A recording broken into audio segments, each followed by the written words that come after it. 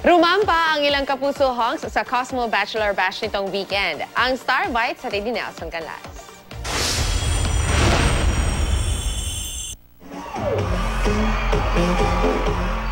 Umalingaw-ngaw ang tilian sa Mall of Asia Concert Grounds nang rumampa ang 69 na Cosmo Bachelors kasama ang mga kapusong sina Elmo Magalona, Benjamin Alves, Enzo Pineda at Derek Monasterio.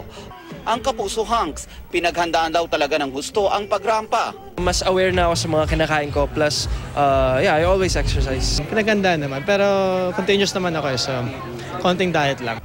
Ang dating candy cutie na si Enzo Pineda, first time daw nagpakita ng abs sa catwalk.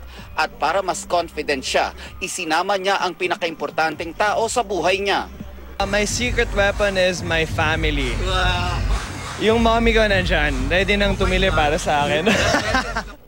Si Derek naman, kasama ang ka-love team na si Bea Binene para ma-boost daw ang kanyang confidence. Ngayon, ito yung parang medyo nag-transition na from sobra. Sinabi niya magko-Cosmo siya, sabi ko, ha? Ang bata mo ba? Ba't ka magko-Cosmo? Ganyan. Hindi niya gagawin yung alam niya makakasama sa career niya.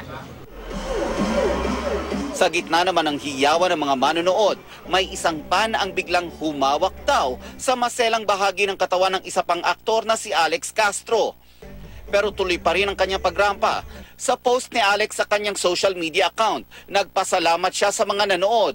Sa text naman ni Alex sa GMA News, sinabi niyang naging professional siya kahit pa may nangyaring hindi inaasahan. Nelson Canlas, GMA News.